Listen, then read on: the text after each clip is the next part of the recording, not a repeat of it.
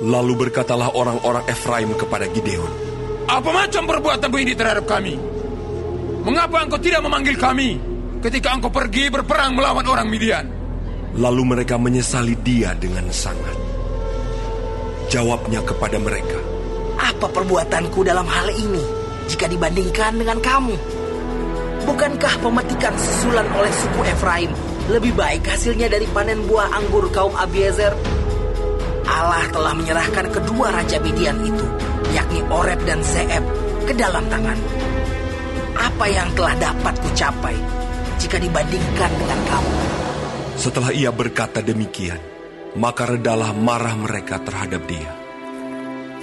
Ketika Gideon sampai ke sungai Yordan, menyeberanglah ia dan ke-300 orang yang bersama-sama dengan dia, meskipun masih lelah, namun mengejar juga. Dan berkatalah ia kepada orang-orang Sukot, "Tolong berikan beberapa roti untuk rakyat yang mengikuti aku ini, sebab mereka telah lelah, dan aku sedang mengejar Zebah dan Salmuna, raja-raja Midian." Tetapi jawab para pemuka di Sukot itu, "Sudahkah Zebah dan Salmuna itu ada dalam tanganmu, sehingga kami harus memberikan roti kepada tentaramu?"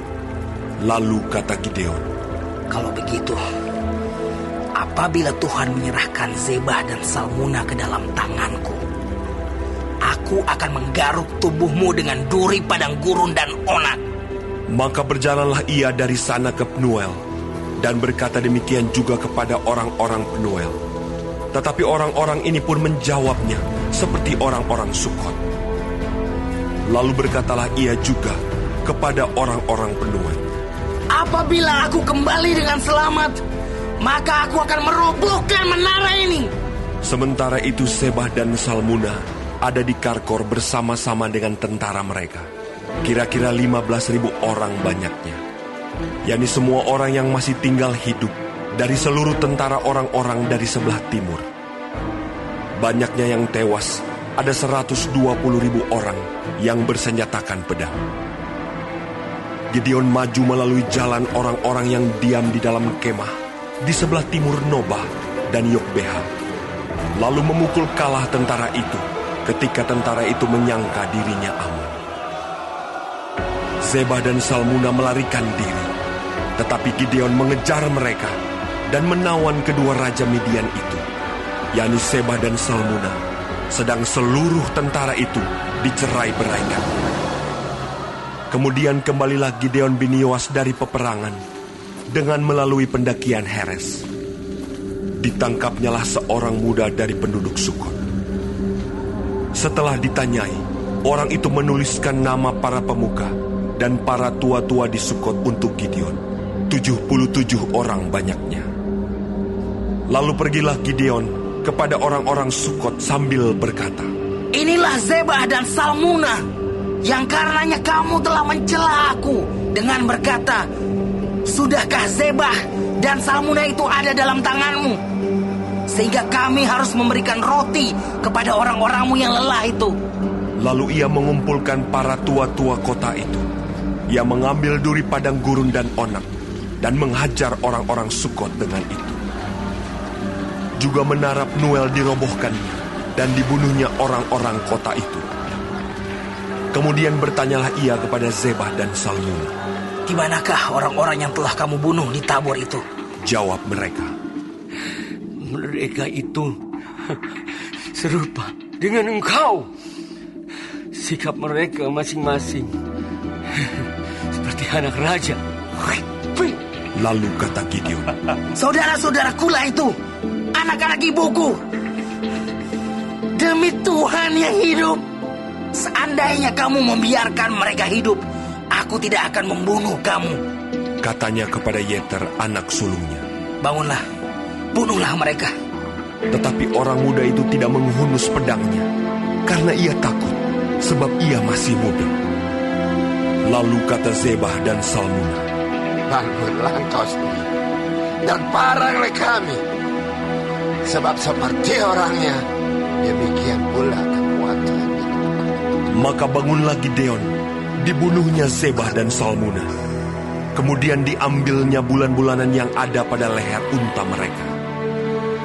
Kemudian berkatalah orang Israel kepada Gideon, biarlah engkau memerintah kami, baik engkau, baik anakmu, maupun cucumu, sebab engkaulah yang telah menyelamatkan kami dari tangan orang Midian.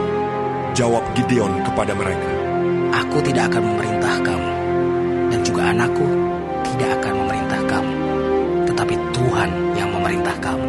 Selanjutnya kata Gideon kepada mereka, Satu hal saja yang kuminta kepadamu.